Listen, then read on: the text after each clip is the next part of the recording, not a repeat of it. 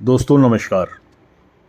छात्र आंदोलन के बाद जिस तरह से इस देश की राजनीति में परिवर्तन आया है ना, जगह जगह जेनजी अपनी मांगें उठा रहे हैं, प्रदर्शन कर रहे हैं और अब तो इसमें जेन अल्फ़ा भी शामिल हो गया है, जो अपने स्कूल और टूटे हुए टॉयलेट और सड़कों के लिए मांग करने पे उतर आया है।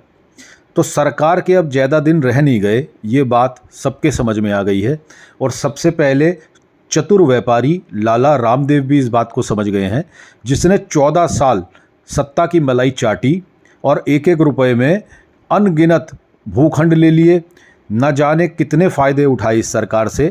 अब देखिए, हवा का रुख देख के उसका स्वर भी बदल गया है।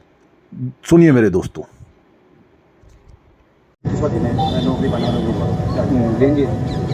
चारों तरफ देश में हंगामा है। छोटे छोटे स्कूल कॉलेजों से बच्चे निकल रहे हैं कि हमारे यहाँ टीचर नहीं है, हमारे यहाँ लाइट नहीं है, हमारे यहाँ पानी नहीं है, हमारे यहाँ शौचालय नहीं है, हमारे यहाँ टीचर है तो किताबें नहीं है, किताबें हैं तो टीचर नहीं है, और टीचर है तो पढ़ाई में नकल हो जाती है, कहीं पेपर लीक हो जाता है और पेपर पास भी कर लिया, 10वीं 12वीं का बोर्ड एग्जाम भी दे लिया तो 10वीं 12वीं के जो एग्जाम के मार्क्स हैं वो कहीं जुड़ते ही नहीं है।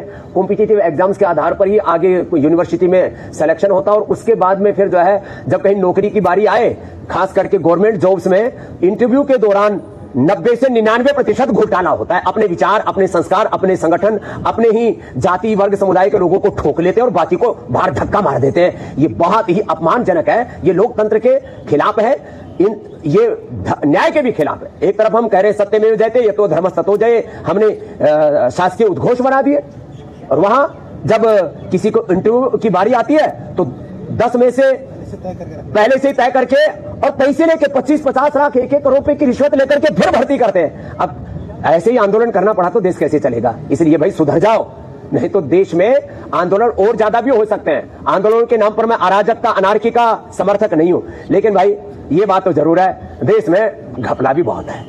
ये घपले ठीक कर लो, नहीं तो कोई ऐसा ना हो कि बाबा रामदेव को दोबारा आंदोलन करना पड़े।